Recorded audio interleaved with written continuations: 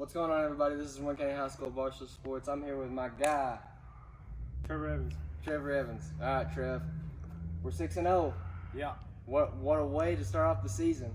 Now we have a chance to go into Cookeville and already seal our spot for the playoffs. Trev, what did you see in the Seagull game? I mean, it was a good team effort. We knew going down there it was going to be a battle of four quarters, and I think Seagull surprised our guys a little bit because they were kind of hearing the noise in town. You know, Seagull's not as good as they were. You know, they're the worst team in Murfreesboro. They showed that. I mean, you still got to play them. Exactly. But more importantly, I think our guys needed a game like this to go on. This was good for our guys because, you know, going into this game undefeated, you're playing a team that is defeated, you know, like with no wins. So basically, you're thinking, even if you don't want to think, you're thinking, guys, we have this game in the bag. You know, this is our game to win. Everybody in the stadium knew that. Seagull fans were saying that, you know, Warren County's going to win. And we did, but not in the fashion that we would like. But it's good for our guys to get that in their heads and say, hey, we still have to go play football every Friday and just play our game, nothing less. Exactly. I mean, there's a lot of moments on film that they're going to go look at, and they probably corrected going into this week playing Cookeville. I mean, it's just a lot of things. Special teams continues to hurt us. But also good special teams. And Tony hit 2 field goals early to kind of bring the momentum to our side. Yes, sir, yeah.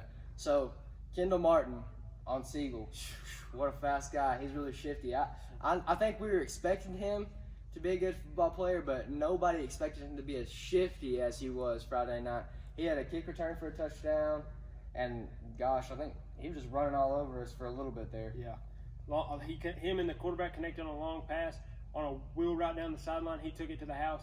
He's lightning quick. Yeah. So Warren County figured out how to contain him a little bit, and the defense stepped up a lot in the third and fourth quarter. Also, the offense had the ball for 6 minutes, the whole fourth quarter, and did not give the ball back to Seagull, which sealed the victory for the Pioneers. What do you have to say about our offense Friday night? Oh, it's huge. I mean, our offensive line continues to do what they do and just create big holes for our guys to run through. And like you said, that last 6 minutes and 40 seconds, I think it was, we took the ball and we just drove it down to the 1 yard line and said, all right, we'll take a knee. This one's ours. Yeah, CJ Taylor had a good game. He had a kick return for a touchdown but got brought back. You know, I mean, what can you not say about CJ Taylor? Guys like Kason Holder had an impressive game. Kason had an interception. He had a big run. He had a big catch. I mean, he helped the Pioneers seal that victory. Also, guys like Braylon Grayson on almost a botched play. The young guy. Yeah. So, you know, we got guys all over the field in the Seagull game. It's not just the CJ Taylor show. We got guys, weapons everywhere, doing what they're doing best on the offensive side of the ball and defensive side of the ball. And speaking of, Tony Curtis hit 2 field goals early in the game. Now we're going to transition you to our Spotlight Player of the Week with Tony Curtis. What's going on, everybody? This is One County High School Varsity Sports, and I'm here with the leg, Stephen Curtis. Stephen Curtis, also known as The kicker. the kicker, and Tony Curtis. Dang, Oh, Tony, you don't even know your name, man.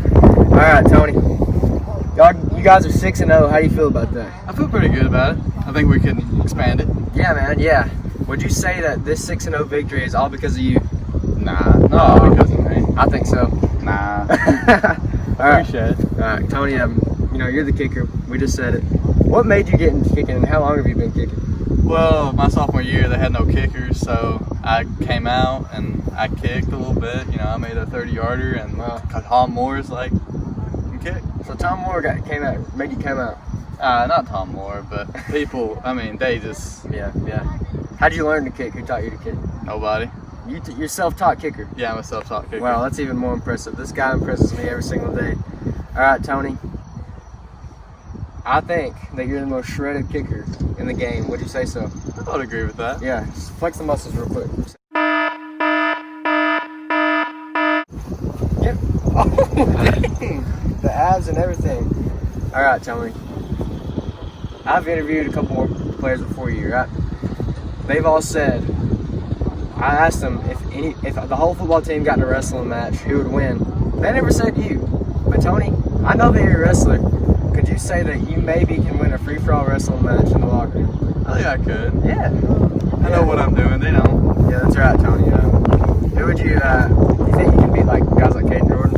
I mean, at first I might beat them, but once they start knowing, you know, we're gonna have a Barstool matchup, Caden Jordan and Tony Curtis next week. How about that? kicker. I think. All right, Tony. Speaking of being kicker, if you could play any other position besides kicker, what would you play? That's tough. You know, I play linebacker. You know, I kind of sub with linebacker, but since I'm kicker, you know, I can't really get hurt. Yeah. But you know, sometimes I wish I played wide receiver. You know. Yeah, man. Be able to run routes. You know. Yeah, line you up, catch some touchdowns. Tony, you know, speaking of not getting hurt, you're on the sideline most of the game. You know, while the offensive defense is playing. What's the game like for you?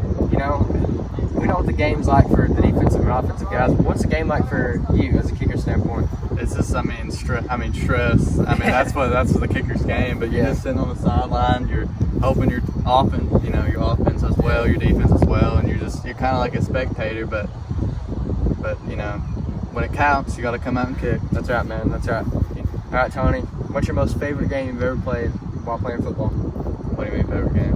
Most favorite game? Most favorite win? Oh, favorite win. Yes. I don't know. That's a tough one.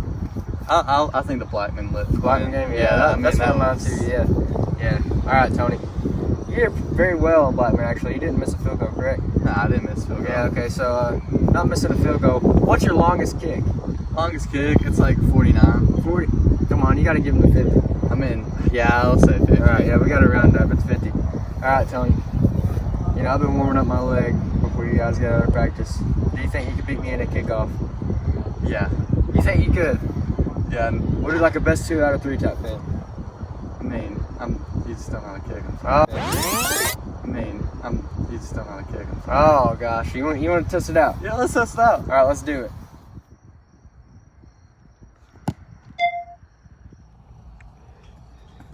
Oh, there we go.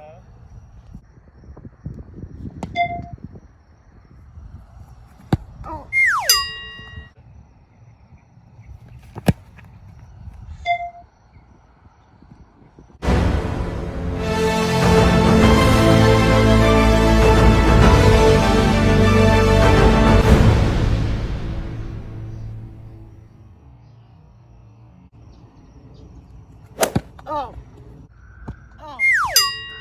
All right, guys. I don't know who really won that. You know, pan to the shoes.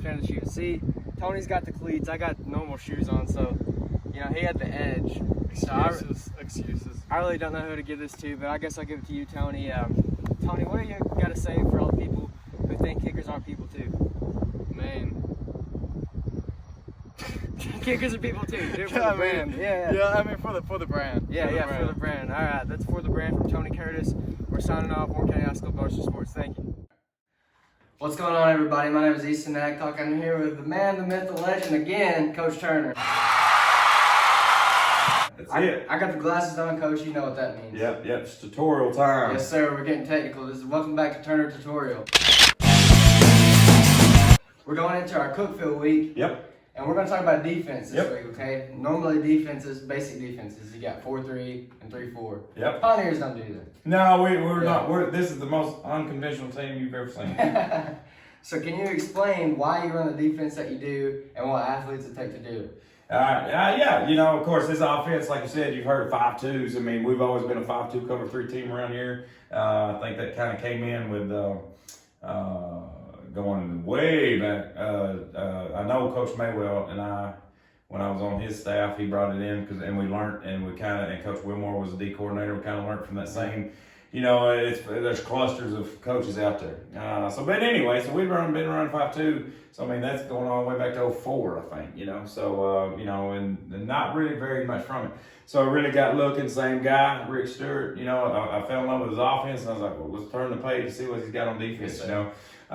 And so a lot of people would think we kind of still run a 5-2 because of the way it looks, because we have a nose. But the 4-2-5 is what we got. We call it the 4-2-5.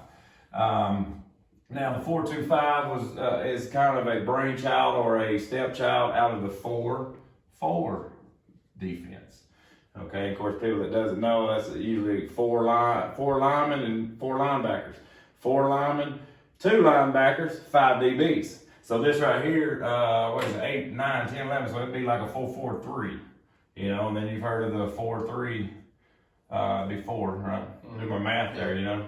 But anyway, ours, and of course we can run all of those combinations. and ours is the 4-2-5. That came out of the 4-4. So we'll start with the 4-4s because the 4-4 doesn't really change. So the 4-4 was we'll start right here with our positions, like you said, you asked. These are tackles, okay? And then most 4-4s have an end and end, and we'll change their names to what we call them here in a second. And then you'd have a backer, a backer, a backer, and a backer. And then, of course, you'd have a corner, and a free safety. That's as elementary or ground level you could install. You won't see this ran in youth football, of course, because they want to get like a 5-man front down, just because of different things. But, of course, this 4-4 evolved into the 4-2. So, like we was teaching our freshmen or our middle school, probably freshmen, we'll teach our freshmen maybe this right here. We'll go 4-4, cover 3. Okay, cover 3 means those guys got deep thirds of each field.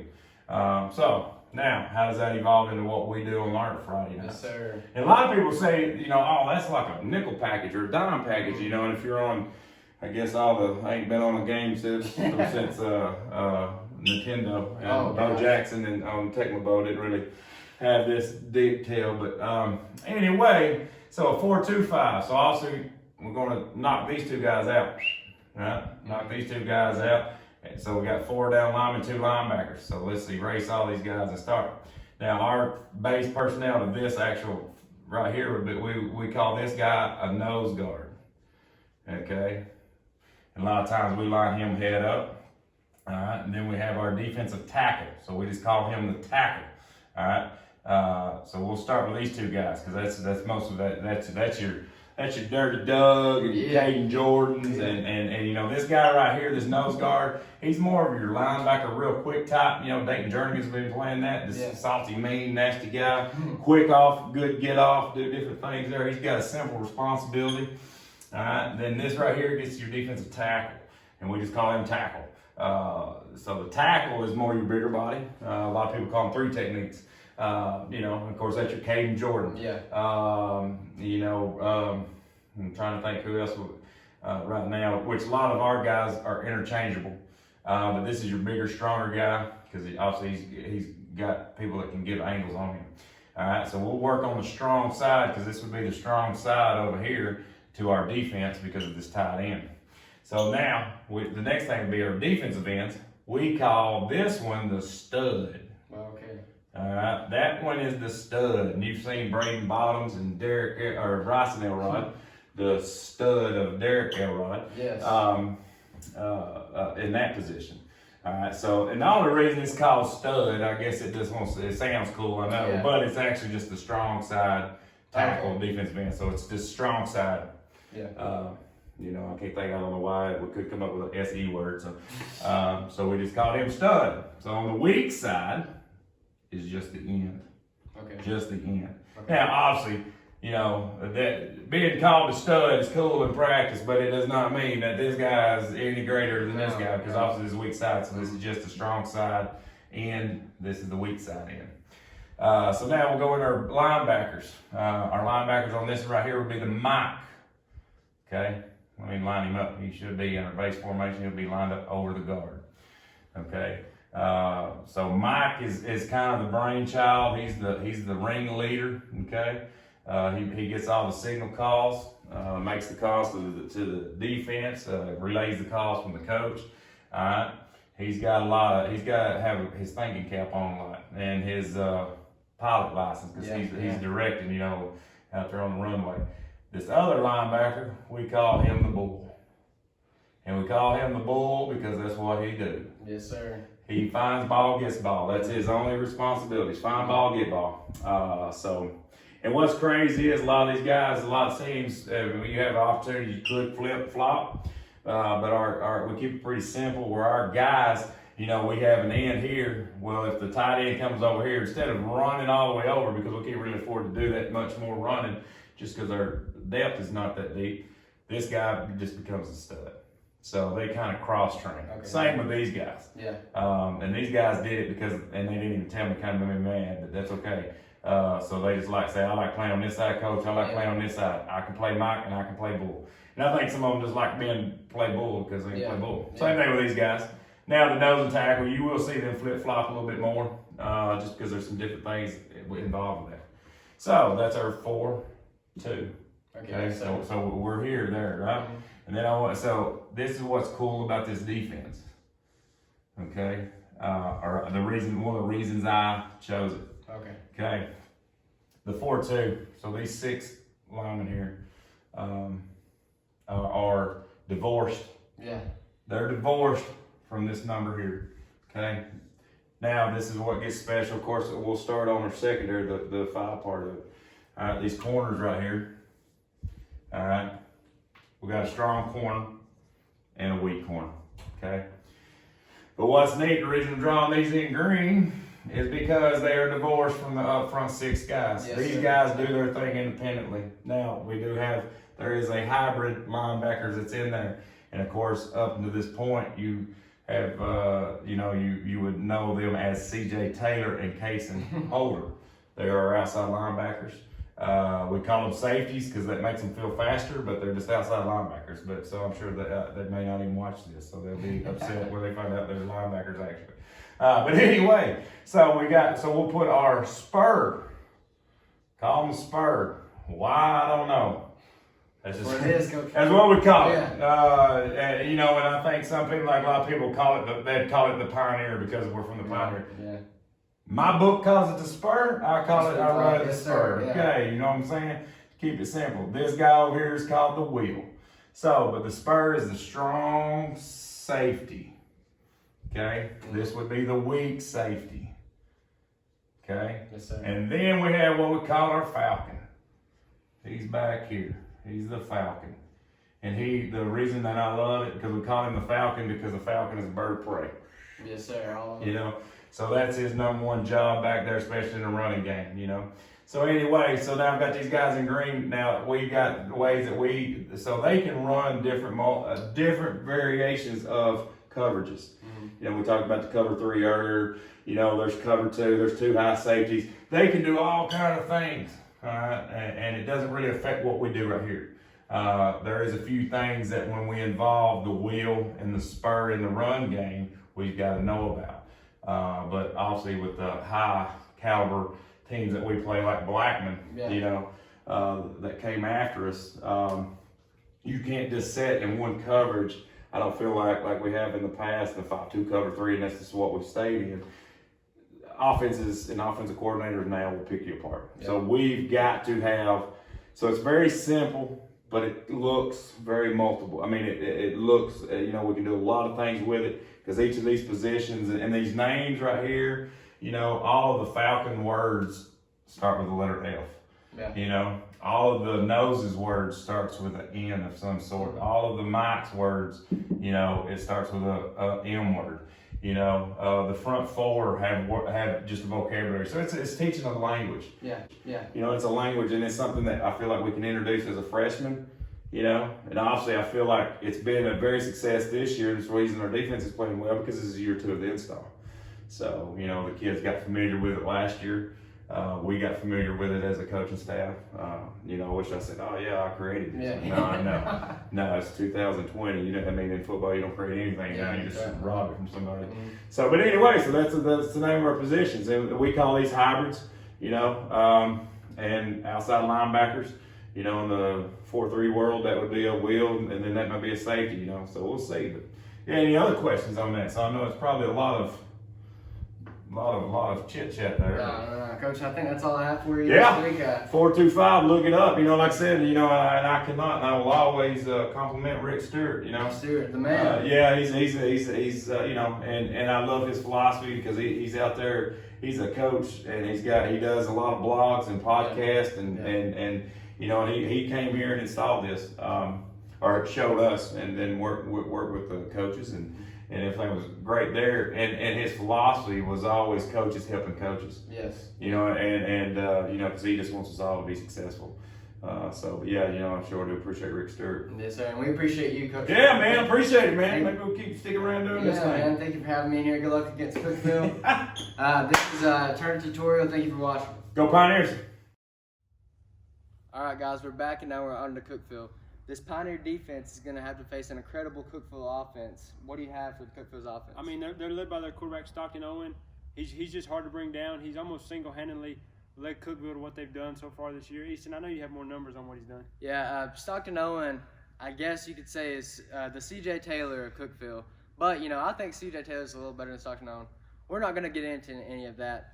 But with saying that, Stockton Owen has 667 rushing yards, 11 rushing touchdowns, and along with 2 passing touchdowns.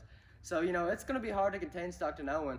But as we talked to Coach Turner last week, or, this time and during Turner time, we're going to have to just work with our defense and, try to contain Stockton Owen. Also, on the defensive side of the ball, Cookeville has a number 9 linebacker. His last name's Apple. He's all over the field too.